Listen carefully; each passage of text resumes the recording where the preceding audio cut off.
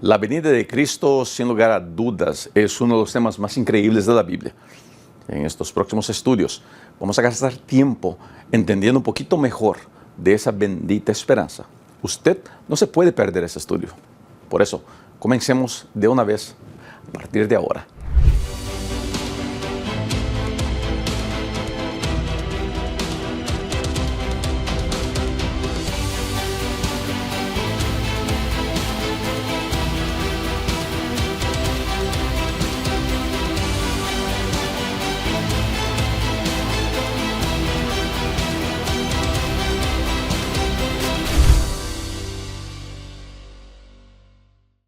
Bienvenida querida amiga y querido amigo aquí a mi canal. Soy el pastor Rubén Bullón y este video es el estudio de la lección de la escuela sabática, lección del número 4, que trae como título Teman a Dios y denle gloria. Y el verso para memorizar, usted puede acompañar conmigo en pantalla. Aquí está la paciencia de los santos, los que guardan los mandamientos de Dios y la fe de Jesús. Apocalipsis 14, verso 12. La lección de la escuela sabática comienza con una historia muy interesante de que un día en un teatro, el teatro agarró fuego y uno de los actores de la entonces encenación que estaba participando en el teatro estaba vestido de payaso. Él entra corriendo al escenario, entra corriendo al set y comienza a gritarle a toda la platea: salgan todos, porque está agarrando fuego el teatro. Su actuación era tan desesperante que la gente del teatro entendió como si fuera de verdad una actuación y comenzaron a aplaudir al payaso. El payaso siguió gritando: no estoy actuando, no estoy de broma, huyan porque está agarrando fuego el teatro. Y mientras más gritaba, más insistía, más le echaba ganas, la gente pues pensaba: qué actor comprometido con su rol, con su papel. Interesante, ¿no? Así es el mundo que vivimos hoy día, y me gustó mucho la historia que el autor de la lección usa para introducir al tema. Vivimos tiempos donde la predicación de la pronta venida de Cristo y del fin del mundo parecen algo muy distante. Cuando miramos los dibujos escatológicos que nos son presentados, uno llega a pensar de que todo o está muy distante o todo es una fantasía. En estos próximos estudios vamos a hablar directamente de la venida de Cristo. Vamos a entender cómo podemos estar preparados para la venida de Cristo. Permítame decirle esto: Cristo muy pronto vendrá. No es una broma, no es una fantasía. La venida de Cristo es tan cierta como 2 y 2 son 4. La venida de Cristo es la gran promesa de la Biblia. Y ojo, escuche bien: Cristo volverá, esté usted preparado o usted no esté preparado. Igual Cristo vendrá. Crea usted o no crea usted, Cristo muy pronto vendrá. Le guste el mensaje o le parezca un mensaje fanático, Cristo vendrá a esta tierra. La venida de Cristo a esta tierra quiere decir que por fin la maldad y la injusticia tendrán un punto final. Por eso ese mensaje es la gran y bendita esperanza que todos nosotros tenemos en nuestro corazón. Querido, es urgente que usted, amigo y amiga que me acompaña, se preparen para la venida de Cristo. Y durante estos estudios quiero ayudarlos a ustedes a entender cómo podemos prepararnos mejor. Así que sigamos en esta serie, sigamos en este estudio, porque hay mucha cosa bonita por entender.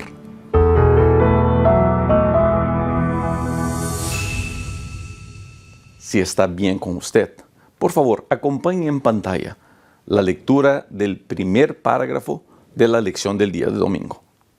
El propósito del libro de Apocalipsis para nuestra generación es preparar a un pueblo para el pronto regreso de Jesús y unirse con Él para dar el mensaje de los últimos días al mundo. Apocalipsis revela los planes de Dios y desmascara los planes de Satanás.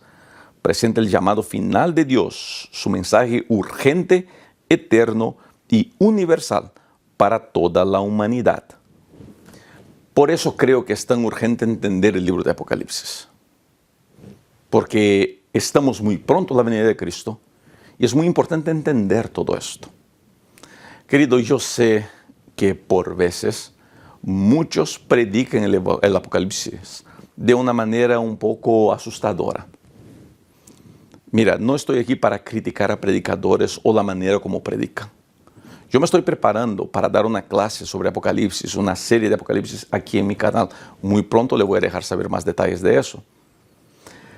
Independiente de cómo las personas estén presentando eso no quiere decir que usted no puede gastar tiempo estudiando el libro de Apocalipsis. Al estudiar el folleto de la escuela sabática, usted ya da algunos pasos en esa dirección. Pero usted puede leer el libro de Apocalipsis y le recomiendo leer y buscar entender. En este estudio vamos a atentar para una palabra que nos va a ayudar a entender un poquito de las artimañas del diablo en estos últimos días. La palabra es teman. Teman a Dios. Mucha gente ha vivido una vida religiosa de temor a Dios, pero temor en el sentido del miedo. Mucha gente ha enseñado que hay que tenerle miedo a Dios y a los castigos de Dios. Hay que tenerle miedo a Dios porque muy pronto Él vendrá y dará paga por todo eso y quemará pecado y pecadores. Permítame decirle esto. El miedo o la culpabilidad nunca son buenas motivaciones. El miedo no es una buena motivación. Por eso, querido maestro, a usted que es predicador del Evangelio, a usted predicador voluntario, y a usted colega de ministerio, hagamos del libro de Apocalipsis un libro de esperanza, un libro donde Cristo sea el centro y no los castigos, no los miedos, no las culpas. La palabra teman no tiene que ver con miedo. Temer aquí tiene que ver con reverencia, tiene que ver con admiración, tiene que ver con someterme a la voluntad de aquel que es el único y verdadero Dios.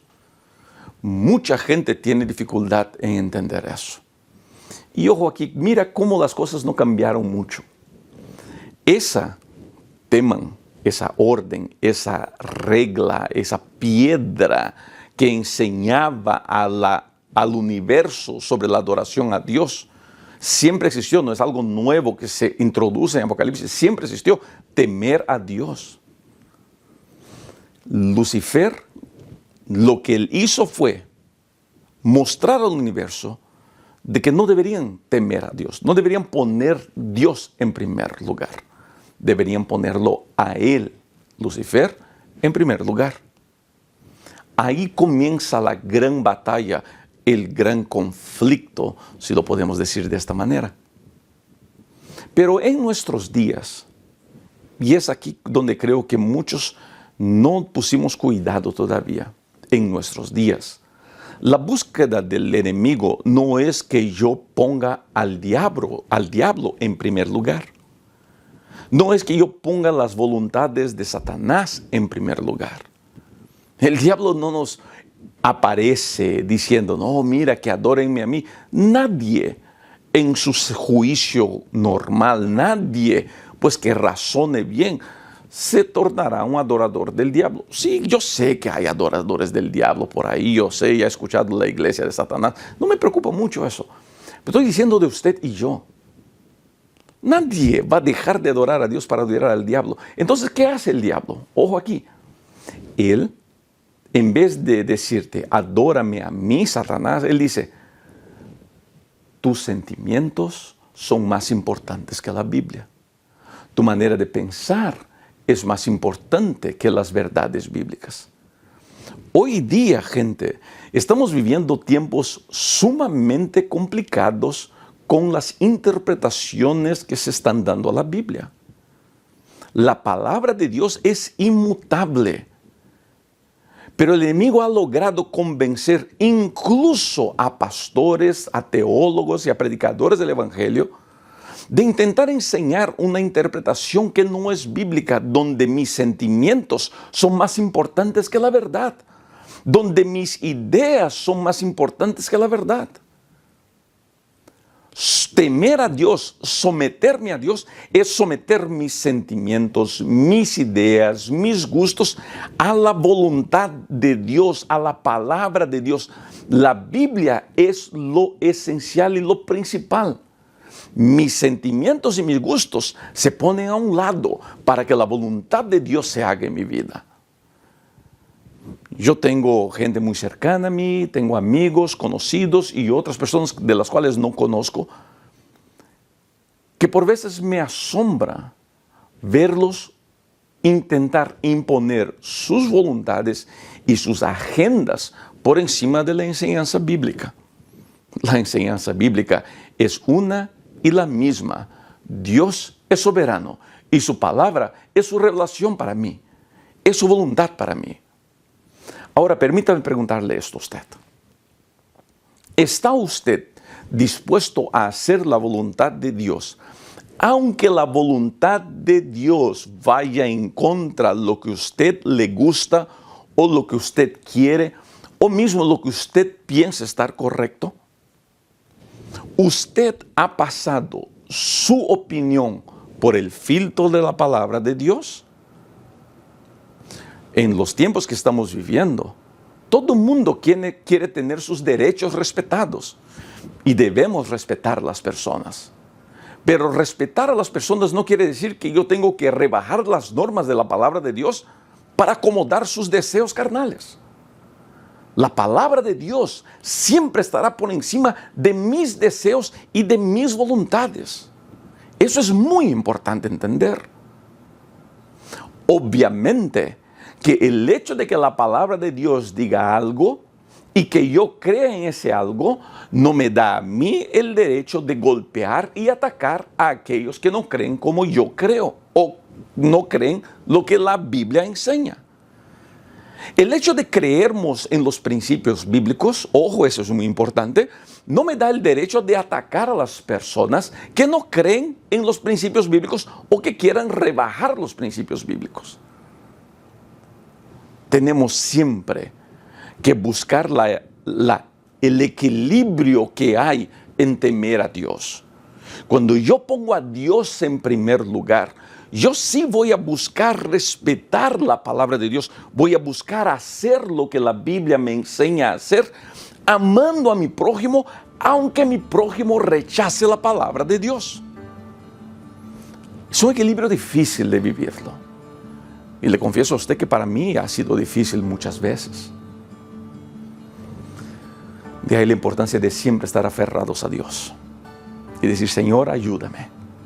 Te pongo como primero en mi vida. Por eso la oración que quiero que usted haga ahora es escribir en los comentarios así, Señor, te pongo como el primero en mi vida. Te pongo como el número 1 de mi vida. Señor, yo elijo temerte solamente a ti. Escriba eso en los comentarios. Esa será su oración del día.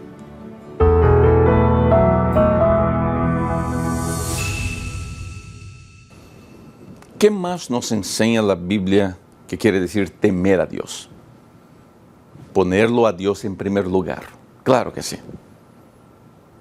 Pero hay algo más. Y quizá la lección del día lunes sea una de esas lecciones donde algunos tendrán dificultad en saber equilibrar los términos y los conceptos. Temer a Dios, poner a Dios en primer lugar. Entre otras cosas, según el autor de la lección, quiere decir obedecer los mandamientos. Ahora, gente, vamos a respirar, ¿está bien? Vamos todo el mundo a respirar profundo, porque esta expresión aquí puede, creo que no es la intención del autor de la lección, pero puede sonar un poquito controversial. Nosotros, adventistas del séptimo día, creemos en la validad de la ley de Éxodo 20, al cual nosotros llamamos los mandamientos de Dios, la ley de Dios. Yo, Rubén, creo en la validad de los 10 mandamientos. yo guardo el sábado, creo que el sábado es el sello de Dios. Esa es mi manera de interpretar la Biblia. Yo soy pastor de la Iglesia Adventista del Séptimo Día y creo en la manera como la Iglesia Adventista enseña. Sigo las doctrinas adventistas. Ahora, aquí es donde nosotros necesitamos tener bastante cuidado al expresarnos. Temer a Dios quiere decir poner a Dios en primer lugar. Claro que sí. La Biblia dice, teman a Dios. Temer a Dios también quiere decir obedecer a Dios. Ahora, ¿dónde está mi preocupación como pastor adventista? Mi preocupación está en la super énfasis que damos a la obediencia, por veces damos a la obediencia de los mandamientos de la ley, de los 10 mandamientos.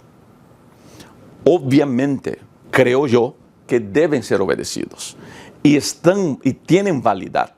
Los 10 mandamientos, ninguno de esos 10, incluyendo el sábado, ninguno de ellos fueron clavados en la cruz, como les gusta enseñar a algunos. Ahora, cuando yo digo obedecer a Dios, yo no puedo limitar la expresión obedecer a Dios solamente a mandamientos.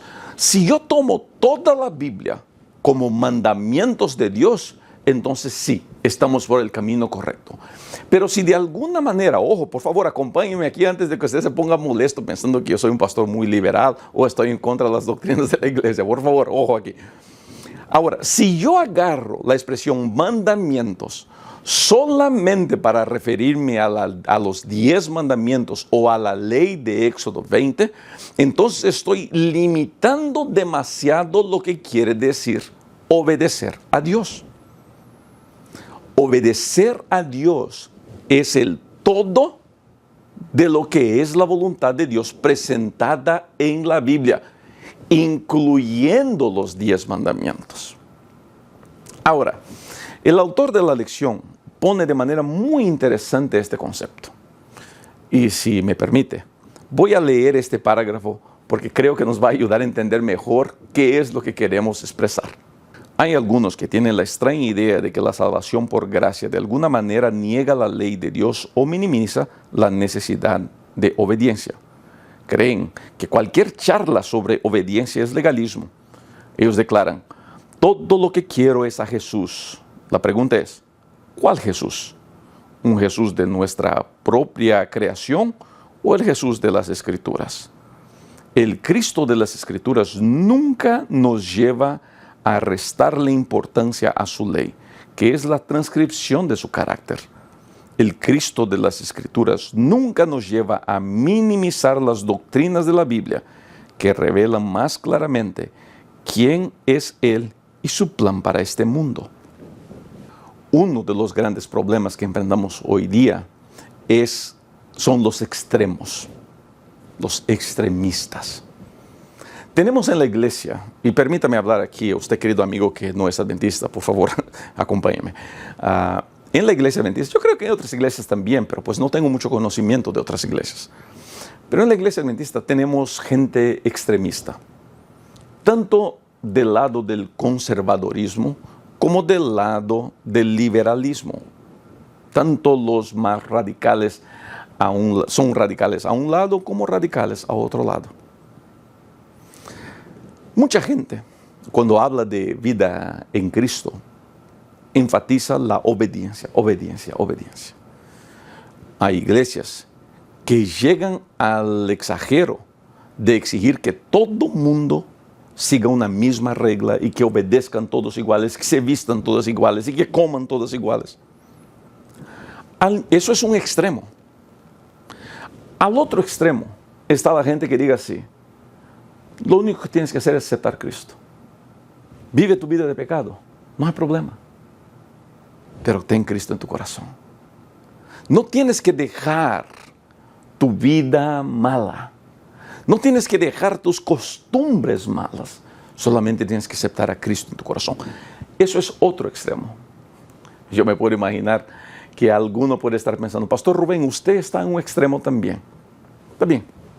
Respeto su manera de pensar, pero amablemente quiero discordar de usted. Yo creo que la esencia del Evangelio es aceptar a Cristo como Señor y Salvador. Pero mientras más yo me acerco a Cristo, más puedo ver cambios en mi vida. Dios no quiere que yo siga como estoy, aunque Él me recibe como estoy. Dios me acepta como soy. Querido, ve a Cristo como estás, sucio y asqueroso, sucio y golpeado, avergonzado, lleno de pecados. Ven como estás. El Señor jamás te va a rechazar. Pero entiende eso. Cuando yo voy a Cristo y me entrego completamente en sus manos de Él, Él comenzará a hacer una obra en mí. Y esa obra naturalmente tiene que producir cambios. Yo voy a Cristo porque estoy en una situación en la cual no quiero estar. Entonces, imaginarme que yo voy a Cristo para seguir de la misma manera es no entender el Evangelio. Yo voy a Cristo porque quiero que Él haga los cambios en mi vida. Y querido, si te entregas a Cristo, verás, Él hará los cambios que tanto necesitas. Lo que tenemos que tener claro es que el proceso de cambios no es un proceso inmediato, lleva tiempo, los cambios durarán toda una vida, siempre hay algo que mejorar, siempre hay algo que crecer. Y más importante, esos cambios no terminarán en la tierra.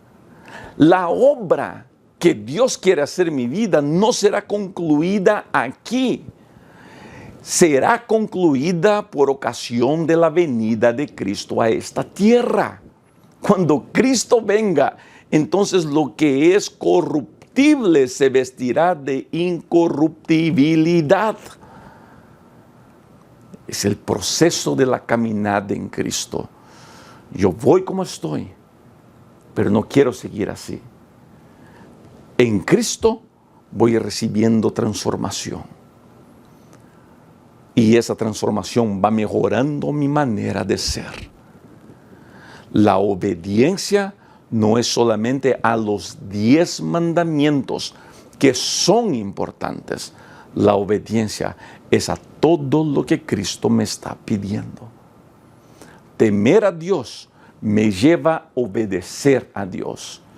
Poner Cristo en primer lugar en mi vida me lleva a vivir una vida buscando cumplir la voluntad de Dios todos los momentos de mi vida.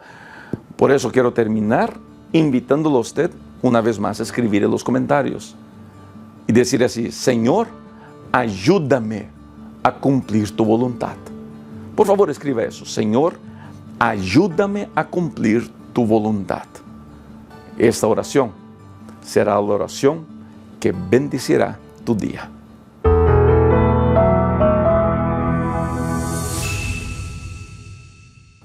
¿Qué tal si comenzamos leyendo la palabra de Dios? Por favor, acompañen en pantalla. Haya pues en vosotros este sentir que hubo también en Cristo Jesús. Filipenses el capítulo 2, el verso 5. Estamos hablando de cómo el llamado del libro de Apocalipsis es a temer a Dios y darle gloria. Temer a Dios es ponerlo en primer lugar. Y poner a Dios en primer lugar quiere decir cumplir su voluntad, obedecerle a Él. En la lección del día martes vamos a introducir un nuevo concepto. El concepto de entender que la batalla hoy día no es afuera. Yo me acuerdo cuando niño que mucha gente hablaba que el Armagedón era la tercera guerra mundial. Serían guerras de misiles y bombas nucleares, bombas atómicas. La gran batalla no es una guerra política. La gran batalla es una batalla dentro de nosotros, en el corazón. Es una batalla en el pensamiento. Por eso leí este texto de Filipenses: haya en vosotros el mismo sentir. La palabra haya también se traduce, quiere decir permitan, o mejor, elijan. Ahora cambiemos aquí, en vez de haya en ustedes el mismo espíritu que hubo en Cristo. A ver, cambiemos esta palabra haya por elijan. Elijan tener en ustedes el mismo espíritu que estuvo en Cristo. Mira, nosotros no jugamos ningún papel en nuestra salvación, a no ser aceptar o rechazar. Pero en nuestro desarrollo en Cristo hay algo que nosotros podemos hacer.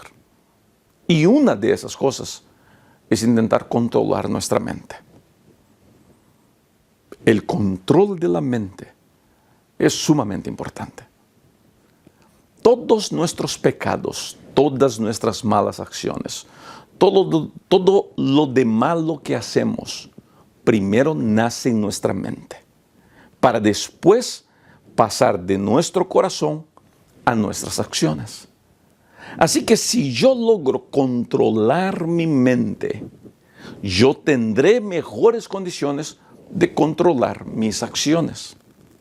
De ahí está la importancia de una iglesia que sepa discipular a sus miembros. Se habla mucho sobre discipulado en las iglesias. Por veces las iglesias pierden una gran oportunidad de discipular a sus personas cuando se enfocan demasiado en asuntos que no tienen que ver con el discipulado de la iglesia. Por ejemplo, cuando la iglesia está más preocupada en qué color se va a pintar, cuál será el color de la alfombra, las bancas de la iglesia, que quién puede tocar el sonido de la iglesia. Yo creo que esas cosas, aunque tengan su lugar, hacen con que la iglesia pierda tiempo. Las iglesias deberían enfocarse en cómo puedo ayudar al miembro de mi iglesia a desarrollar una vida en Cristo. Mira, cuando las iglesias comenzaron a usar las prohibiciones, no lo hicieron por maldad. La intención por detrás de eso fue noble: ayudar que el miembro de la iglesia no peque. Entonces, ¿qué comenzamos a hacer? Comenzamos a supervalorizar el no pecar. Las iglesias comenzaron a ser centros donde hacíamos listados de qué era pecado y qué no era pecado. Y para que vea cómo eso ha llegado hasta nuestros días, y eso es una de las cosas que más me llama la atención en mis medios sociales, es la cantidad de gente que me manda mensajes diciendo: pastor, es pecado hacer eso, es pecado hacer el otro. ¿Por qué? Porque mucha gente siente la necesidad de que alguien les diga que está bien y que no está bien. Entonces la iglesia, por alguna razón, entendió que era su lugar, su rol, decir: mira, esto es pecado y esto no es pecado. Eso no es una creación de la iglesia adventista del séptimo día. Desde la iglesia católica primitiva comenzaron los listados: esto es pecado, esto no es pecado, si cometes este pecado tienes que hacer eso para pedir perdón, y todo eso. Comenzaron otros conceptos cuando salieron las indulgencias, cuando inició el movimiento protestante. Ya no había más indulgencias, pero ahí comenzaron las disciplinas, porque tenemos que proteger las buenas costumbres.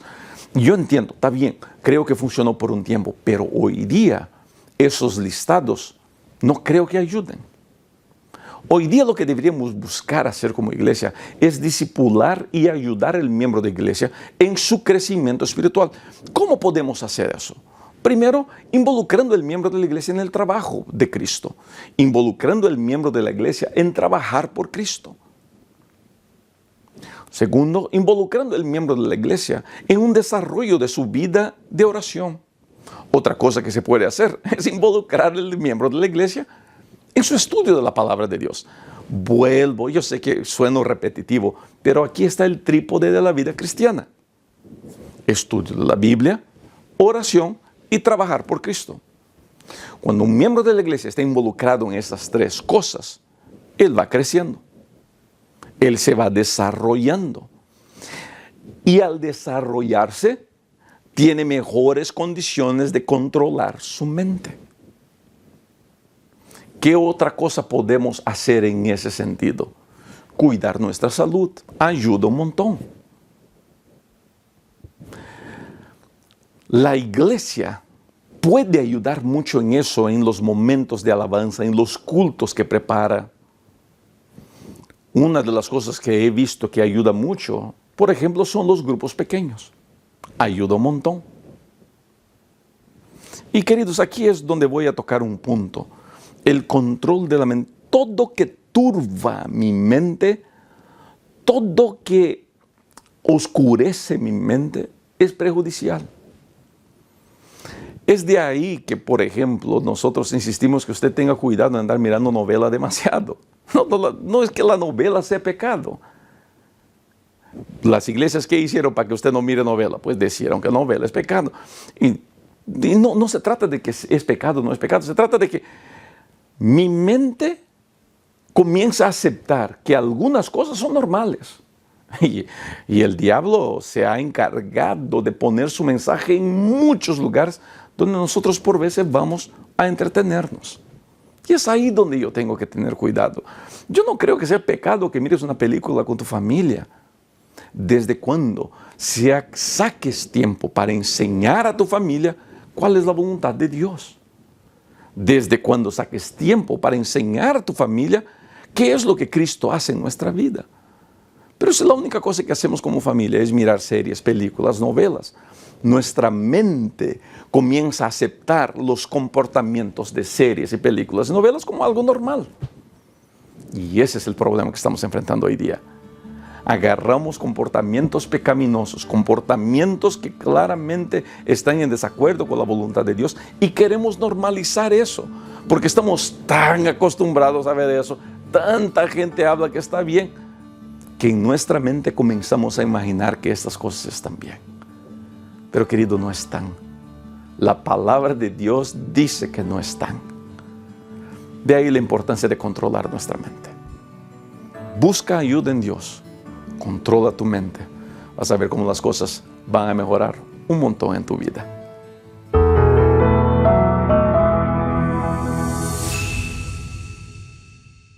¿Qué tal? Comenzamos también este estudio con la lectura de la lección de la escuela sabática. Por favor, acompañen en pantalla. Cuando Dios es el centro de nuestra vida, nuestro único deseo es darle gloria a Él, ya sea con la dieta, el vestido, el entretenimiento o la interacción con los demás. Damos gloria a Dios al revelar su carácter de amor al mundo mediante nuestro compromiso de hacer su voluntad. Eso es aún más importante a la luz del juicio final de la tierra. Dar gloria a Dios. ¿Qué palabra pudiéramos usar para sintetizar y quizá expresar mejor lo que quiere decir dar gloria a Dios? Y al estudiar esto, la palabra que me suena a mí, y si usted tiene una palabra diferente, por favor escribe esa palabra en los comentarios, pero a mí, Rubén, la palabra que me suena es testificación. ¿Qué es testificación? Testificación, gente, es cuando mi vida da muestras de aquello que yo soy. Por ejemplo, y perdonen el ejemplo, es muy sencillo. Los ejemplos no son perfectos, ¿está bien, gente? Los ejemplos no son perfectos, pero nos ayudan a entender algunas cosas. Yo, Rubén, soy hincha de un equipo de Brasil llamado Fluminense, ¿está bien? Entonces yo tengo mi playera de Fluminense. Estos días mi equipo salió campeón allá en Brasil. Saqué mi playera y me la puse. Y me fui a jugar fútbol con los amigos. Y llegando allá, la gente me mira, ve mi playera y me pregunta, porque pues estoy en Estados Unidos y la gente aquí, no todo el mundo sabe el nombre de mi equipo. Y me pregunta, ¿de qué equipo es esa playera? Y yo pues les puedo decir, esta es la playera de mi equipo Fluminense. Mira, testificación es más o menos como usar la playera de tu equipo. Pero tu equipo no es un equipo de fútbol. Tu equipo es la gracia maravillosa del Señor Jesucristo. Entonces vistes la playera de la gracia maravillosa de Cristo. Esa playera es una playera que transforma tu acción, transforma tu manera de ser. La playera es el nuevo ser humano que eres después del encuentro con Cristo. Entonces, cuando estás vestido, vamos a decirle, de la justicia de Cristo, la gente ve que algo hay diferente en ti. que ya no eres más la misma persona. Quizá antes insultabas, maldecías, ahora ya no lo haces. Antes eras grosero con las personas, ahora ya no eres. Antes tomabas, ibas a parrandas, a bailes, hoy día ya no eres así. Entonces, los que te conocieron antes ven que estás con la playera de un nuevo equipo. Estás vestido de la justicia del Señor Jesucristo. Y te preguntan, ¿qué es lo que traes vestido? No sé si logró entender el ejemplo que le quise dar. Dar gloria a Dios es mostrar a las personas que mi vida es diferente. Pero ojo, y permítame darle este ajuste aquí a lo que estoy hablando. No se preocupe en mostrar. Muchos se preocupan en mostrar. Muchos se enfocan en querer predicar, querer hablar, querer convencer, querer decir. Y eso tendrá su lugar. Pero si quieres mostrar, tienes que buscar. Antes de decir, yo tengo que ser. Mi búsqueda entonces no es quiero dar gloria a Dios. Mi búsqueda es quiero temer a Dios. Quiero estar en Él. Quiero crecer en Él. Quiero desarrollarme en Cristo Jesús. Y mientras más me desarrollo en Cristo, más la gente nota que en mi vida algo está diferente.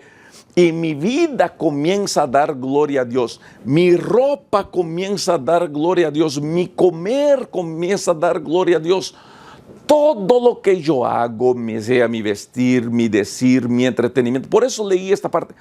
Todo de mi vida comienza a dar gloria a Dios. No sé si logro entender a dónde quiero llegar. ¿Cuál es hoy día, en mi opinión, el talón de Aquiles de los religiosos? Para mí es que decimos una cosa, pero somos otra cosa. Predicamos misericordia, pero por veces somos intolerantes. Predicamos amor, pero si alguien no vive como yo quiero, no puede sentarse a mi mesa. ¿Entiendes dónde quiero llegar? Mis acciones pueden decir una cosa, pero la gente no va a leer lo que digo. La gente va a entender lo que yo soy. Yo puedo predicar la venida de Cristo. Yo puedo entender todas las profecías. Puedo enseñar Apocalipsis de tapa a tapa. Pero si mi vida no está bien, si mi familia no está bien, si mi matrimonio no está bien, si con mis hijos no estoy bien, mi enseñanza no tiene valor. Es de ahí donde me encanta la manera como el apóstol Pablo en la primera carta a los Corintios, el capítulo 13, pues enseña. ¿De qué vale todo eso si no hay amor en mí? Querido, es muy importante, es muy bonito darnos gloria a Dios. Pero lo más importante para darnos gloria a Dios es estarmos en Dios. No es solamente decir gloria a Dios. Hay un político brasileño que se volvió famoso porque todo era gloria a Dios. No sé si es un buen cristiano, si no es un buen cristiano. Yo solamente lo escuché decir eso en un momento. ¿No? Gloria a Dios, todo era gloria a Dios. Es muy bonito dar gloria a Dios, decir amén. Pero mi pregunta es esta. ¿Estoy en Cristo? ¿Estoy viviendo en Él? ¿Estoy creciendo en Él? ¿Estoy muriendo en Él? Quizá esa sea la pregunta más importante. ¿Estás dispuesto a hacer esa pregunta y a contestarla? Piensa en eso.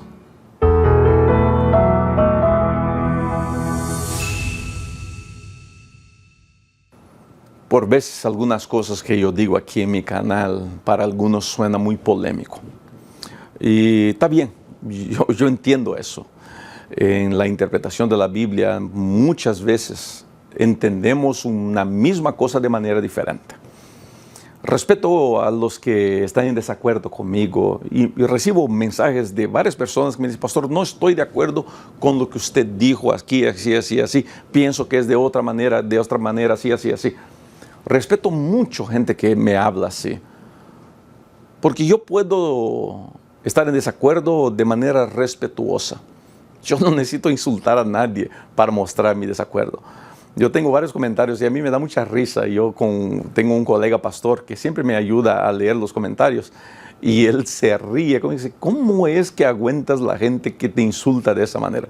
Hay gente que me llama de todo, ¿no? Me llamaron estos días, alguien me mandó, pastor, usted es un jesuita infiltrado en la iglesia.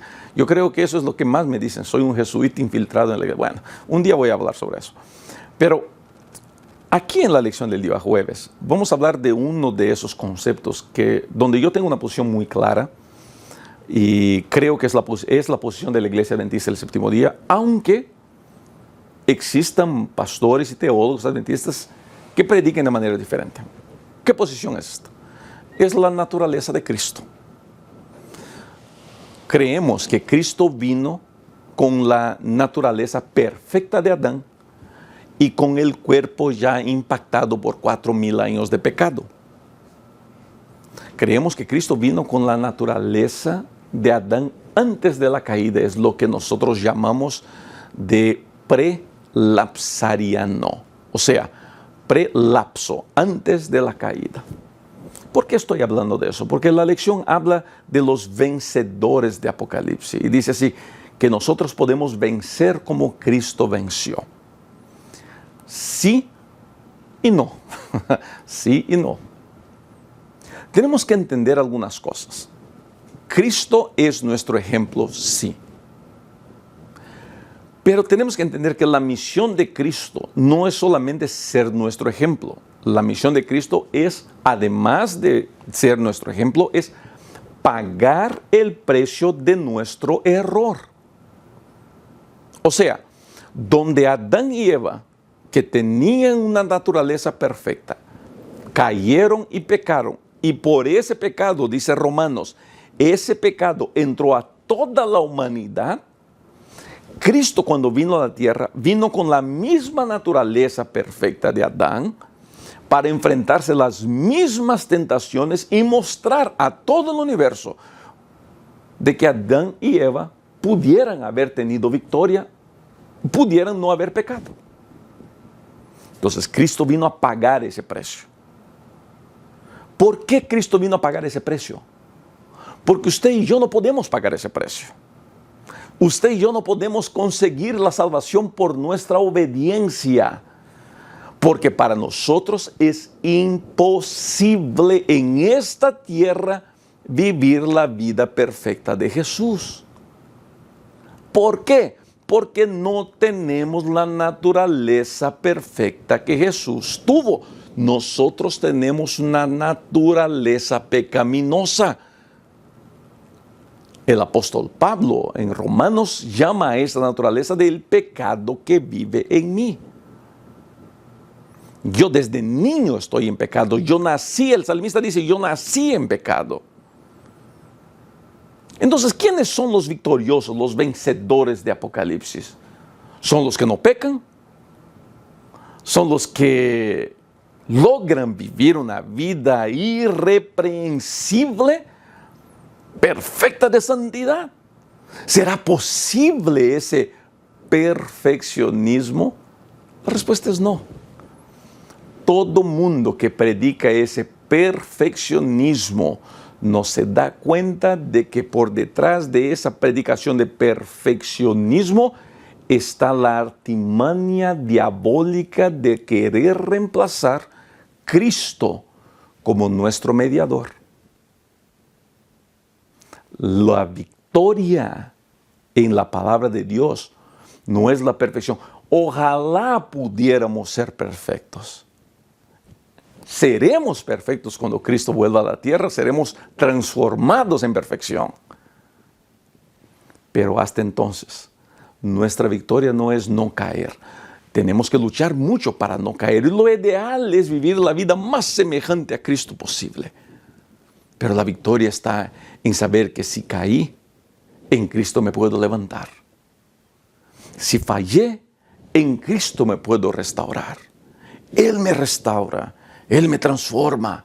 Él hace de mí una nueva criatura, Él hace de mí una nueva persona. No hay caso perdido para Dios. No hay vida que no pueda ser transformada para Él. El poder maravilloso de nuestro Creador es capaz de recrear, de transformar, de hacer nuevas todas las cosas en mi vida. Y querido, yo te invito a aceptar ese poder en tu vida y verás las muchas bendiciones.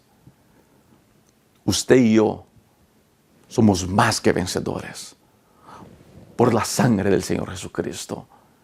Hoy día lo que usted tiene que hacer es aceptar esa victoria, es aceptar la salvación. Es decir, Señor, yo no puedo por mí mismo, pero en ti yo puedo todas las cosas. ¿No quiere hacer usted esta oración conmigo? Escribe en los comentarios: yo en Cristo soy más que vencedor. Escribe eso en los comentarios: en Cristo soy más que vencedor. Quiero ver muchos y muchos comentarios de todos aquellos que están acompañando, sea por Facebook, sea por Instagram, sea por YouTube. Escribe en los comentarios: yo soy más que vencedor. Tú eres victorioso en la sangre maravillosa del Señor Jesucristo.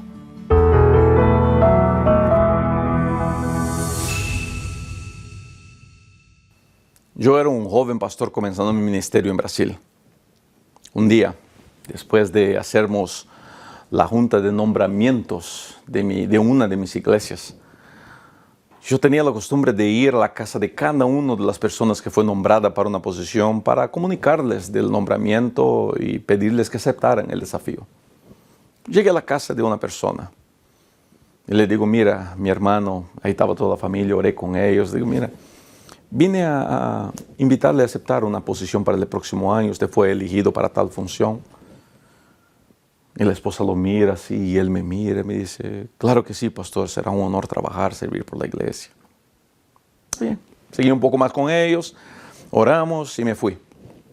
Cuando estoy caminando, llegando a mi auto, siento que alguien viene corriendo detrás de mí y era ese hermano. Y lo miro y dice: ¿qué pasó, mi hermano?